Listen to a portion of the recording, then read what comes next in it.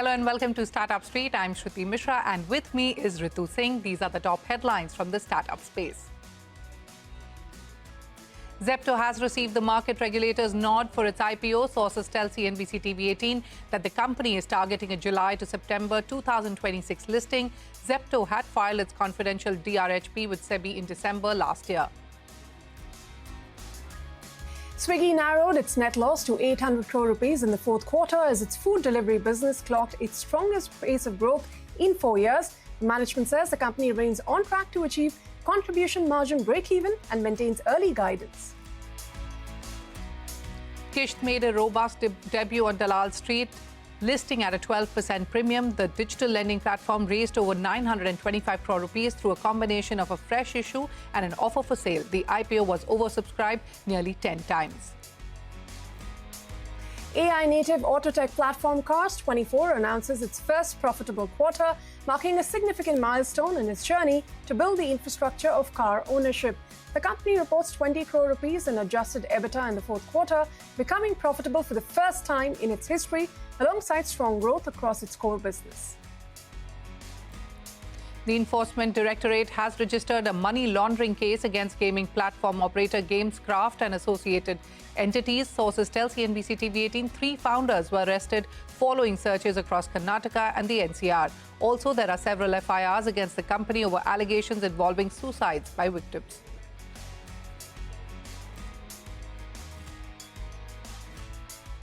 Well, those are the headlines we're tracking for you on Startup Street. But on to the top story we're tracking for you this evening, and that is the long-awaited Zepto IPO. The quick commerce platform has finally received market regulator SEBI's nod to list on the bourses. Now, sources tell us that the company plans to list sometime between July and September this year, perhaps even earlier.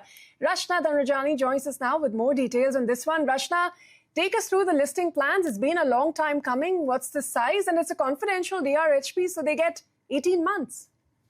That is absolutely correct. And they filed this DRHP in December of 2025. Now, the approval has come in.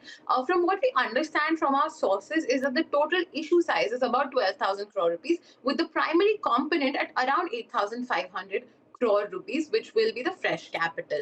Now, Zepto's cash position is at around $600 to $700 million in cash. Compare that to Blinkit or Swiggy, which is over $1.7 and $1.9 billion.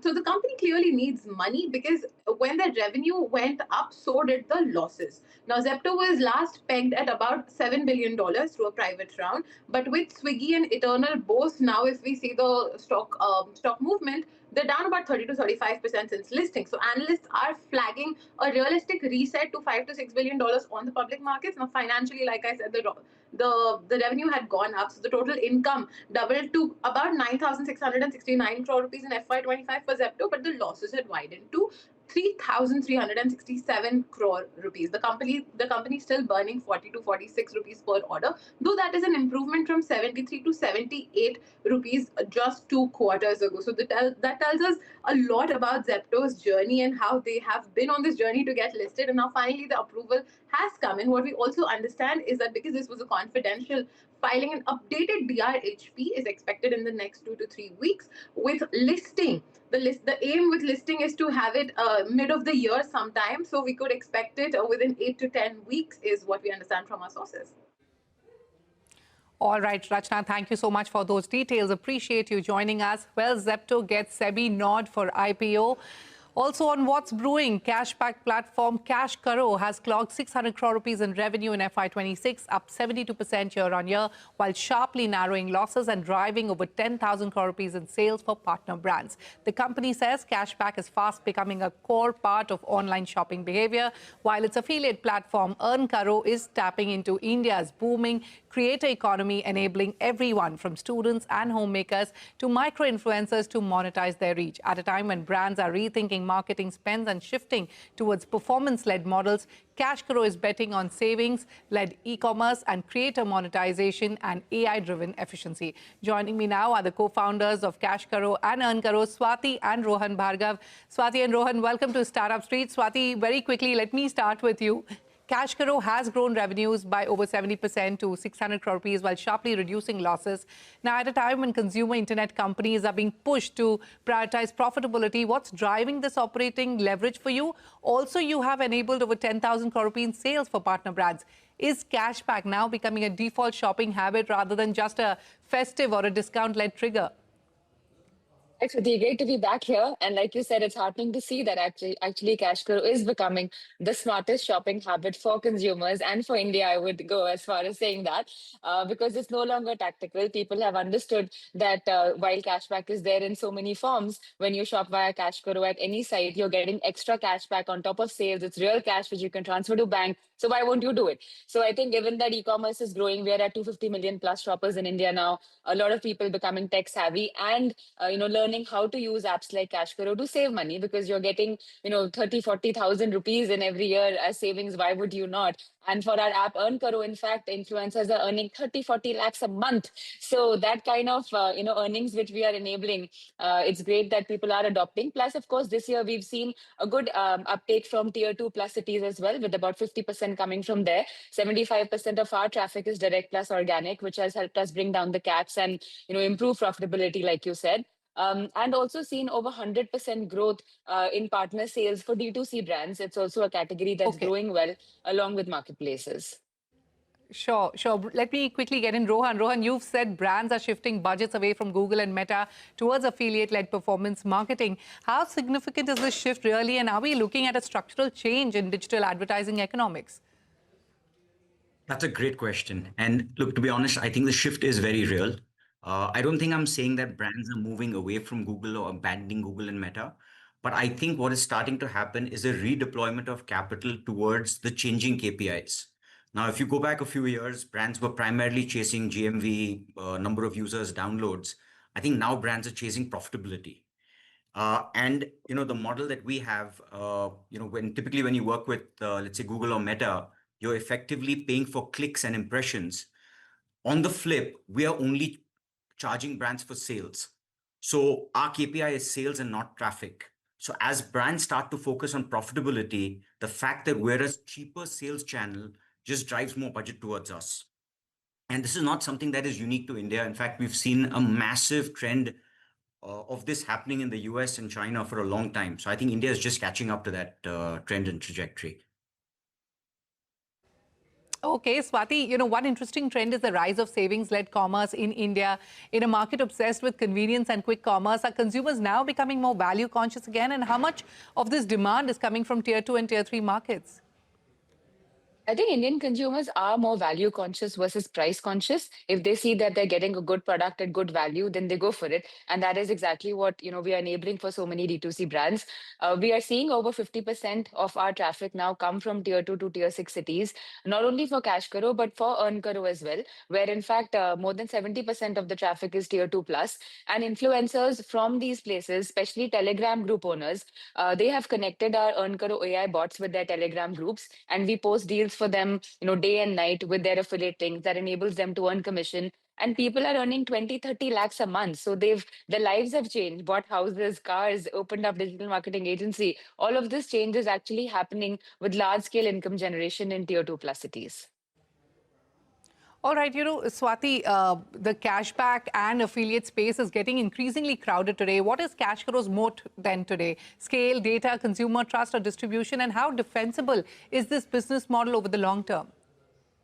I would, in fact, beg to differ that it's not getting crowded. I think it was getting crowded when we launched. And over the last few years, we've actually seen a lot of that competition, go away over time because I think we were able to raise money faster than others as well and execute well. So we've raised about 250 crores from Mr. Ratan Tata, Kalari, Affle, KIP. That has enabled us to grow and invest in technology, invest in teams, use AI in our businesses, and make localized products like EarnKaro. So we get the highest commission rates in the market. We do the highest sales. That kind of has this cycle. So CashKaro EarnKaro group today is larger than most affiliate networks in India. And what we bring to brands is a breadth of users. They target corporate professionals and other online shoppers through CashKaro, creators through EarnKaro. So the mix that we're able to provide enables us to get good commission rates, and the whole proprietary tracking infrastructure that we've built, that is a big moat. All right. Rohan, AI and automation have also helped you scale without proportionate increases in costs. Where exactly are you deploying AI within the business? Is it customer acquisition, targeting conversion, or fraud detection? We're deploying AI right now in everything. But I'll give you a very, very simple example. Right? So clearly the number of partners that we have has a direct correlation to the revenues that we have. Now, something as simple as legal, prior to, if I go back 2 months, to get a partnership agreement done was typically a tat of about 2 days. That has now come down to 2 hours. So when we were sort of maybe closing 30 to 40 agreements a month, we're now able to do 300 a month. Now that same efficiency is percolating to just about everything that we do, whether it's marketing, data, customer support. We're now starting to do AI-driven customer support calls, making everything just that much more efficient. So I think it's happening everywhere across the board. And honestly, each month, the scale at which we're able to imagine on what AI can do is only getting bigger and better. Sure. Well, on that note, I'll have to wrap up our conversation. Many thanks, Rohan and Swati, for joining us on Startup Street, and wish you the very best with all your growth plans. Thank you so much. Thank you so much. Okay, let's move on to our guest on the hot seat. Fintech firm Novio has raised 100 crores in a Series A funding round, which was led by Cornerstone Ventures. Now, they say the capital is going to help them fuel their mission to issue 50 lakh credit cards in the next 3 years, bringing formal credit to Tier 5 towns as well. Now, the 100 crores is also going to be deployed across core properties, that is scaling distribution deeper into Tier 2 to 5 markets and accelerating product development. Let's bring in Aditya Gupta, the founder and CEO of Novio, for more on the company's growth plans. Aditya, welcome. Thanks very much for your time here on Startup Street. In India, we've seen multitude of fintech models struggle once credit costs start to rise. How do the unit economics really work in your FD-backed model, especially when you talk about scaling from 1 lakh all the way to 50 lakh users? First of all, thank you, Ritu, for inviting me to your show. And you're right, credit card has been a product which has always seen the difference in how unit economic works on the product. For us, the distribution platform that we built over the last 5 years, Ritu, is the moat. We're actually able to acquire customers at the lowest cost of acquisition in the country. And the fact remains, while most of the banks continue to focus on unsecured credit cards and trying to give credit cards to consumers who get eligible, but less than 5% of customers who apply today for credit cards get one. A secured credit card has actually become a product which most of the customers we see is trying to adopt. And the unit economics is primarily driven from a lower cost of acquisition. And surprisingly, we're seeing a very high adoption of the product from consumers. 85% of our current consumers are monthly active, and they're actually doing spends in the range of 8,000 to 9,000 rupees of spends on a month. If you compare that to a regular credit card portfolio as per RBI, is equal to 14,000 rupees per card per month. So from an economics point of view, while this product has a lower spend, but has a similar margin coming in, has a lower cost of acquisition, and more importantly, there are no credit losses. So the way we see it is a secured credit card in the long term will become a more profitable product than a regular unsecured credit card. Okay, secured credit card, that's something to write home about. But speaking of the current nature of cards, very much unsecured. And again, since you yourself obviously cannot issue credit cards, you're doing it in partnership with Yes Bank at the moment. And you have the regulator cracking down on the unsecured growth. It's slowed tremendously in the last couple of years since the risk weights were, increased. So, what kind of partnerships are you looking at to get to that 50 lakh number? Because you're still at just 1 lakh, and in 2 years, you're going to grow it by 49. So the background, Ritu, is we are third largest distributor of regular credit cards in the country after the other incumbents like Tesla, Bank Bazaar. We've seen banks wanting to acquire customers, but like I said, less than 5% are getting a credit card. The reason we ventured into secured credit card, we realized that the aspirations of the customers do exist, but banks are just not issuing credit cards. So our entire journey of moving into this space of offering products to consumers has actually taken us a front seat, and we are seeing a lot of adoption from customers coming in. Okay, Aditya, could you give us a sense of what the cost of customer acquisition for you currently is versus the lifetime value? And, especially when you're talking about penetrating into Tier 3, Tier 4, Tier 5 markets, And what would the average spend there look like? So currently, we are acquiring customers on sub 1,000 rupees on a secured credit card, and the average spends are in the range of 8 to 9,000 rupees a month, which, like I said, compared to a regular credit card portfolio of 14,000 rupees in an unsecured scenario. Got that. In terms of your product suite as well, these FD-backed credit cards, is that going to be the entire focus area, or are there parallel lines of business you'd like to get into for Novio, let's say in the medium to longer term? So first up, for the next few years, the market is huge. There are 45 crore Indians who do UPI transactions. Less than 5 crore have a credit card. So the time for us to reach out to the remaining 40 crore, and we feel secured credit card is the way forward. So the first 3 years acquiring those customers, and we enable these customers to build their credit scores via the product. As they grow in the credit score journey and the credit journey, Ritu, they will get eligible for remaining other credit products. And that's where we will start offering to them other products like loans and few of the other products like a credit advisory, something we plan to launch as we speak. To end with, Aditya, could you give us a sense of whether you've broken even and the kind of margins you're clocking in the business? It's a market creation mode, Ritu, so it requires a lot of investment. FD-backed credit card is not a normal scenario that people are aware of. So we are in the investment. We are in the investment mode, but we expect to break even at enterprise level in the next 1.5 years. All right, got that, Aditya. I wish you the best with it. We'll be tracking your journey. Thanks very much for joining us here on Startup Street. Thank you, Ritu. Well, with that, it's time for us to head into a short break. But coming up, contemporary ethnic wear brand House of Chikankari has raised 25 crore rupees in Series A funding. We have the founder of House of Chikankari with us to talk more about the company. Stay tuned.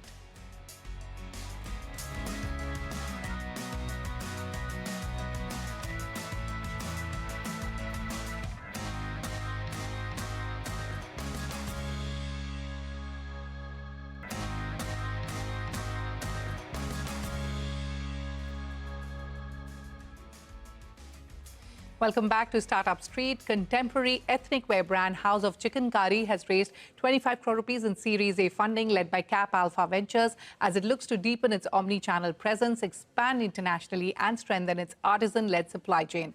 Founded in 2020, the company is reimagining traditional chikankari for the modern consumer, blending heritage embroidery with everyday fashion. Today, the brand works with over 10,000 women artisans, serves customers across 20 countries, and is operating at an annual revenue run rate of 50 crore rupees. Joining me now is Akriti Rawal, the founder of House of Chikankari. Also with me, my colleague Ritu. Akriti, welcome to Startup Street. House of Chikankari has grown over 50% in FY26 and is already operating at 50 crore rupees, like I mentioned, in ARR. What's driving this growth? Is it the shift towards everyday ethnic wear, stronger online demand, or consumers looking for more craft-led fashion? Thank you for having me. And yes, so I think it's a mix of everything, honestly. I think it's digital adoption that's been increasing over the last few years. It's a changing consumer, taste towards more craft-led fashion. It's also more need for everyday ethnic wear. And I feel what House of Chikankari has managed to do, make chikankari not just something which is about occasion wear, but kind of bringing the craft back into your everyday life, something you can, lounge around in, you can wear it to work, you can wear it in your daily life.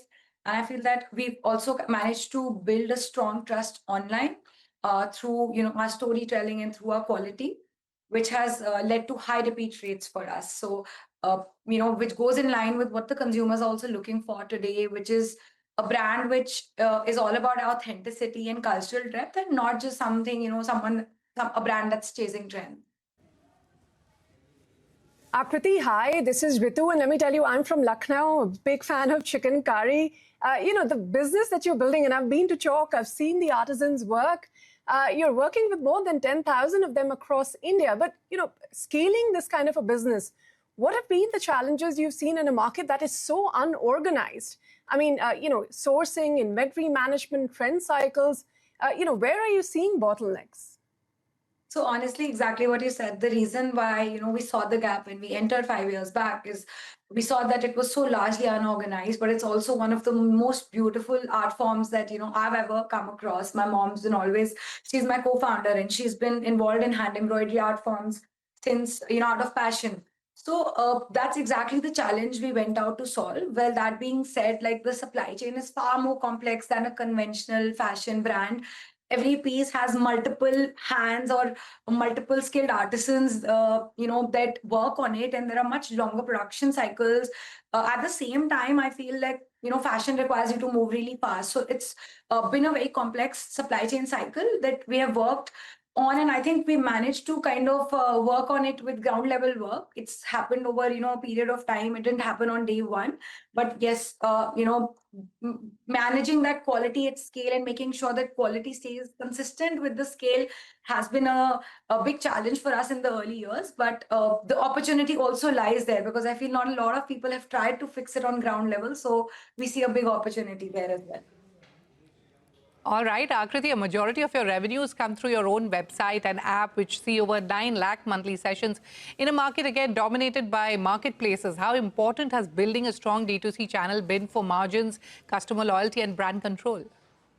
I think extremely important. And our own website and app, we have so much direct customer feedback and direct data. We have such pin code level, insights about where our customer exactly is, what they want, what a customer sitting in Maharashtra versus a customer sitting in US, wants. That helps us bring better products, that helps us better manage our inventory.